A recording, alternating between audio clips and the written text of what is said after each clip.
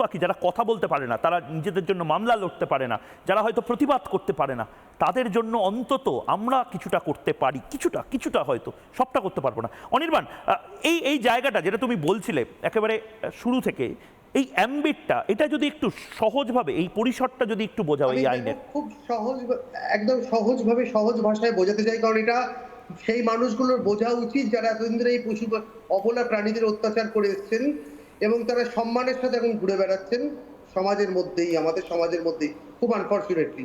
তাদের কাছে বলে দিয়ে, তাদের কাছে এই মেসেজটা ক্লিয়ার করি যে 325 ধারায় পরিষ্কার বলা আছে যে কেউ যদি পয়জনিং করে, মানে খাবারের মধ্যে আমরা দেখেছি পশু পাখির মধ্যে বিষ মিশিয়ে খাইয়ে দেওয়া হয় তাদের থেকে নিস্তার পাওয়ার জন্য। জানি না কিসের নিস্তার পান ওনারা, কিসের ফ্রাস্ট্রেশন বার করেন, যাই হোক, সেই যদি সেটা করেন বা কোনো মারধর করেন, কোনো অত্যাচার করেন, সেই অত্যাচারের সাজা কিন্তু 5 বছর সশ্রম কারাদণ্ড এবং তার এগেন্সটে এফআইআর তো হবেই।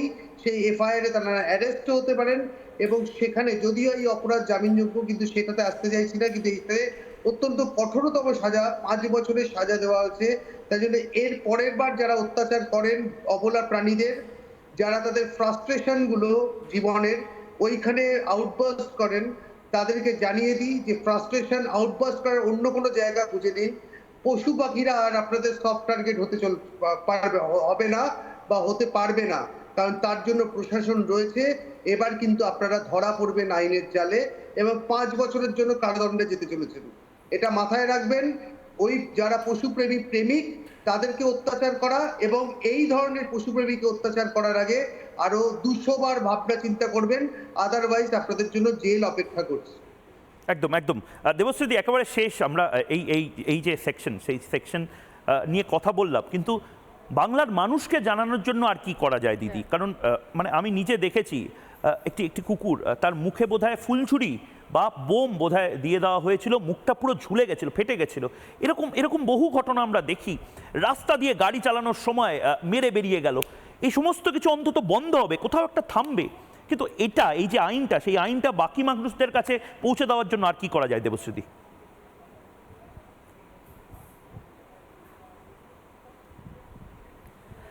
আমার মনে হয় যে মিডিয়ার এগিয়ে আসা উচিত এবং একটু কয়েকটা জিনিস জানিয়ে রাখা উচিত। এই যে যেমন উনি যেমন বললেন যে এই জরিমানাগুলো, এগুলো যেন জানে, যারা অসহায় হয়ে কেঁদে কেঁদে আমায় ফোন করে তাদেরও জানা উচিত যে এই একটা আইন হয়েছে, যাতে ওরা গিয়ে একটা এফআইআর করতে পারে, এফআইআর করে চটজলদি অ্যাকশন হতে পারে। বেশ, অনেক ধন্যবাদ দুজনকে।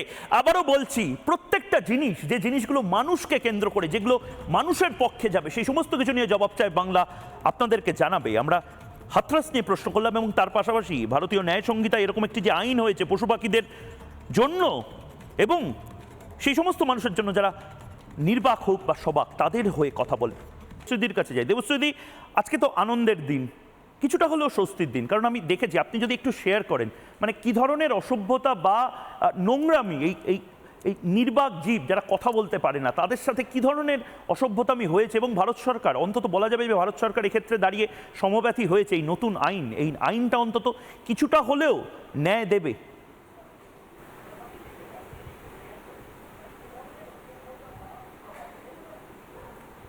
আসলে আমরা এতদিন অপেক্ষা করেছিলাম এবং গত 14 থেকে 15 বছর আমি পশুদের নিয়ে কাজ করছি এবং এই যে এই পিসিএ অ্যাক্টে 1960-তে যেটা ছিল আইন হচ্ছে যে যে কোনো পশু মেরে, ক্রুয়েলটি করে, অত্যাচার করে খালি 50 টাকা জরিমানা দিয়ে সে খালাস হয়ে যাবে, তার কোনো আর দায় দায়িত্ব থাকবে না। মানে আমি বলছি, একটা কুকুর মেরে বা একটা বেড়াল মেরে গাড়ি চালিয়ে দিয়ে মাত্র 50 টাকায় ছাড় পেয়ে যেত। হ্যাঁ, 50 টাকা 1960 পিসিএ অ্যাক্ট, এটাই ছিল নিয়ম।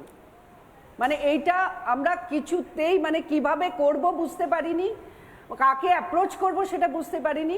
আমরা পশুপ্রেমী বা অ্যানিম্যাল অ্যাক্টিভিস্ট যে বা যারা, বা রাস্তায়, বিশেষ করে আমি পেট অ্যানিম্যালের বলছি না, যারা পথে কাজ করে তাদের সেবা করে। এবং গত পরশুদিন একটি মেয়ে হরিদেবপুর থেকে ফোন করেছিল, করে বলছে যে আমি আমার পোষ্যটাকে যে রাস্তা দিয়ে হাঁটাচ্ছি, একজন বয়স্ক মহিলা তার নেবার তাকে এমন অখাদ্য ভাষায় গালিগলজ করে তাকে, সেই বাচ্চা মেয়েটাকে মারধর করেছে তাকে। দেবশ্রীদি, মানে ও দুবার এফআইআর করেও কিচ্ছু হয়নি। মানে আমি সত্যি মানে মাঝে মধ্যে অসহায় লাগে, কারণ সবাই আমাকে ফোন করে, বলে দিদি আপনি কিছু করুন।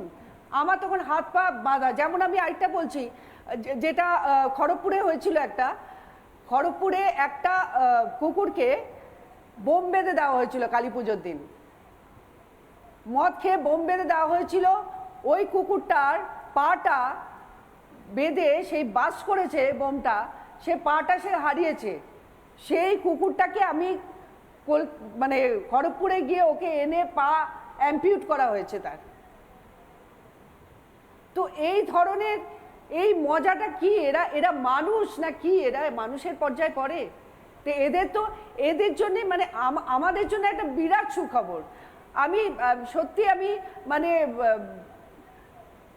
এত আনন্দিত, এবং সবাইকে জানাতে চাই, পশুপ্রেমী, অ্যানিমাল অ্যাক্টিভিস্ট, এনজিওস, প্লিজ আপনারা এই যে একটা সুন্দর আইন হয়েছে, আমাদের অবলা প্রাণীগুলো বাঁচবে, আজকে যে কি খুশির দিন মানে আমি এক্সপ্রেস করতে পারি। এবং আমার ধারণা দেবশ্রীদি, আমরাও রিপাবলিক বাংলার মাধ্যমে গোটা বাংলার মানুষকে সহজভাবে এই যে এরকম একটা আইন হয়েছে সেটা জানানোর ক্ষেত্রে আপনারাও এই যে অনুষ্ঠান, সেই অনুষ্ঠানটা শেয়ার করুন, এবং দেবশ্রীদিরাও তাদের যে সার্কেল, তাদের সেই সার্কেলে শেয়ার করবে এই পশু